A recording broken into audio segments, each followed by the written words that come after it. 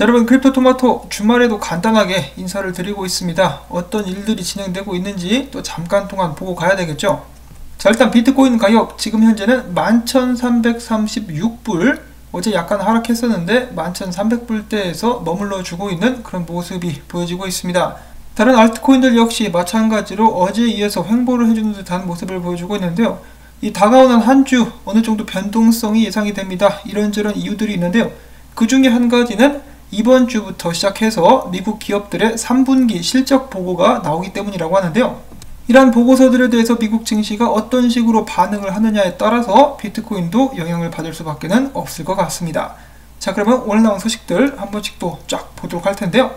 사면초가 비트맥스, 이번에는 러시아 모스크바에 거주하는 한 투자자가 미국 캘리포니아 북부 지방법원에 비트맥스를 고소를 해버렸습니다.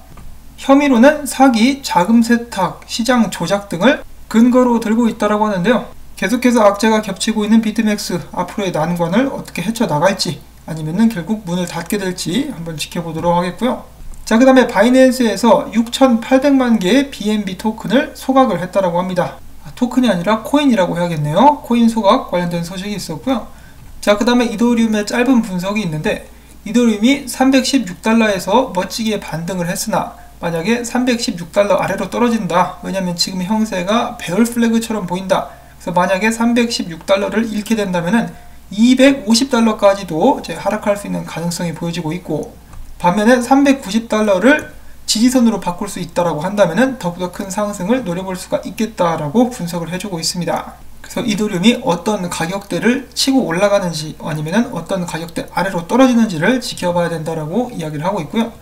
자, 그 다음에는 체인링크 관련된 재미난 소식이 또 한 가지가 나왔습니다. 자, 이 체인링크가 개발한 API를 통해서 테슬라 자동차를 관리할 수 있다라고 하는 것인데요. 자, 물론 이 개발 같은 경우 테슬라에서 공식적으로 진행하는 그런 프로젝트라든지 그런 것은 아닙니다. 그냥 체인링크 개발자가 Link My Ride라는 외부 어댑터를 개발을 한 것으로 테슬라에 적용이 가능한데, 이를 통해서 그러니까 체인링크 블록체인을 통해서 경적을 울리거나 차를 잠그거나 열거나 할 수 있다라고 합니다. 이것을 기반으로 해가지고 테슬라 쪽에 더욱더 많은 발전된 그런 어댑터라든지 앱 같은 것을 개발할 수 있다라면은 누가 알겠습니까? 미래에 테슬라와 체인링크가 함께 일하게 될 수도 있겠죠. 자, 그 다음에는 OKX 관련된 업데이트가 있습니다. 공안에 체포됐었던 쉬밍싱 OKX 창업자와 추가적으로 한 명 더 OKX의 고위급 간부가 조사를 받다가 보석으로 풀려났다고 하네요. 이에 관련해서 중국 암호화폐 미디어는 쉬밍싱이 중국 공안에게 조사를 받는 이유는 작년 OK그룹의 홍콩 증시 우회 상장과 관련된 것일 수도 있다. 그때 사용된 자금 중의 일부가 불법 금융기관으로부터 나왔을 수가 있기 때문에 이런 식으로 조사를 받았다라고 이야기를 하고 있는 것인데요. 빨리 출금이나 풀어, 이 자식들아. 자, 그 다음에 그레이스케일에서는 계속해서 비트코인을 열심히 사서 모으고 있습니다. 이틀 연속 7,000 비트코인 이상이 증가했다라고 하는 것인데요. 말이 7,000개 이상이지 비트코인 하나만 해도 1,000만원이 넘어가는데 말이죠. 이에 대해서 비트코인 공동 창업자 벤 데이븐포트는 이렇게 이야기를 합니다. 지난 3분기 84,000개 비트코인이 채굴이 됐는데 캐시앱 스퀘어 마이크로 스트레러지의 비트코인 매수 물량만 해도 이것의 169%를 넘어간다. 그레이스케일 매수량은 3분기 신규 채굴량의 70%나 차지를 한다. 그런데도 비트코인 움직임이 별로 없는 것은 이 시장에 큰손 매도자가 있는 것 같다. 이 매도하는 사람들의 물량이 바닥나게 된다면 바로 미친듯이 비트코인 가격이 상승할 수 있다라고 이야기를 하는 것인데요. 이 부분에 대해서 윌리 우는 이렇게 이야기를 했었죠. 그 매도자가 많은 것도 뭐 그럴 수도 있겠지만은 그것보다는 비트코인 유동성이 어느 정도 받쳐주는 그런 수준까지 발전을 했기 때문에 감당이 되는 것이다 라고 답변을 한 바가 있습니다. 자, 아무튼 비트코인 이 수요가 엄청나게 늘어나고 있다는 것은 사실이라고 볼 수가 있겠고요. 그와 동시에 정말 오랜만에 듣는 이름 벡트 10월 반기 비트코인 선물 거래량도 최다치를 기록을 하고 있다고 합니다. 근데 400개밖에 안 되네요. 자, 그 다음에는 비트코인 가격 예측, 2020년 말에 어떤 식으로 비트코인이 움직이게 될 것인가를 예측하는 사람들의 의견들이 있다고 해서 한 대 모아봤는데요. 첫 번째로 글로벌 금융 컨설팅 기업인 드비어그룹 CEO가 이야기합니다. 비트코인 가격이 올 연말 급등세를 나타낼 것. 오늘날 비트코인 가격은 투자자들의 관심 정도를 따라잡지는 못했지만 이는 시간 문제일 뿐이다. 2017년 연말과 유사한 미니붐이 발생할 수 있다. 최근에 기관 투자자들의 비트코인에 대한 관심이 급증하고 있고 글로벌 정치, 경제 및 사회적 혼란으로 인해서 비트코인에 대한 수요는 증가하고 있다고 설명을 했습니다. 자, 물론 여기서 기술적인 관점에서 이것을 본 것은 아니지만 이 다음 기사는 기술적인 관점도 포함해가지고 조만간에 비트코인이 크게 상승할 것이다 라고 이야기를 하고 있습니다.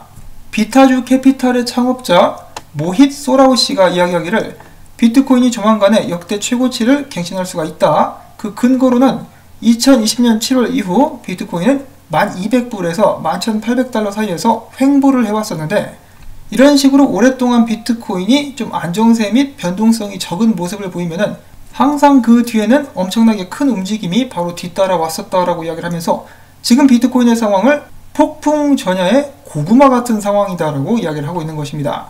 자, 그래서 비트코인이 만약에 상단을 깨고 올라가게 된다면은 상방향으로 갈 경우 3달 안에 2만 달러를 뚫을 수 있을 것이다 라고 그는 예측을 했다라는 것인데요.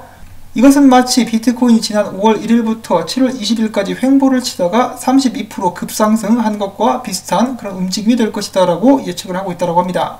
그리고 물론 비트코인이 위로 갈 수도 있고 아래로 갈 수도 있겠는데 굳이 위로 간다라고 예상을 하는 이유는 다음과 같은데 최근에 비트코인 관련된 각종 악재들이 나왔었죠. 비트맥스 소송건부터 시작을 해가지고 제가 잠깐 앞에서 봤었던 OKX 거래소에 관련된 악재들이 나왔었는데 비트코인이 떨어지는 듯 하면서도 굉장히 잘 버텼다.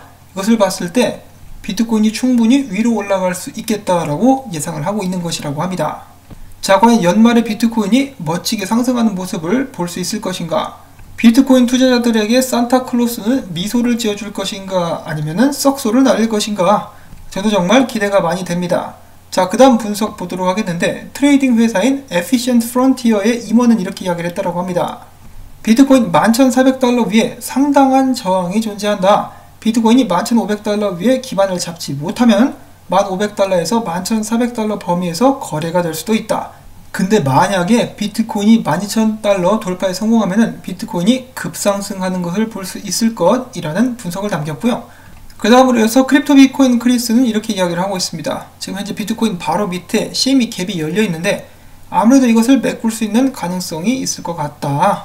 근데 이것을 메꾼다라고 해서 실망할 것이 아니라 지금 현재 패턴대로 가게 된다라면은 비트코인 같은 경우는 이 두 개의 추세 안에서 이제 와리가리를 치고 있기 때문에 여기서 이 정도 떨어져서 CME 갭을 메꾼 후 상단까지 상승할 수 있다. 상단까지 가게 되면은 12,000달러를 뚫고 14,000달러까지 가게 되는 것도 이제 불가능한 것은 아니다라고 이야기를 하고 있는 것이죠. 다만 비트코인이 이 채널을 지켜나간다는 전제하에 그런 분석을 남겼습니다. 지금 현재 상황을 고려해 봤을 때 다가오는 한 주에는 어떤 방향으로 움직이게 될지 이 대략적으로 윤곽은 잡힐 것 같은데요.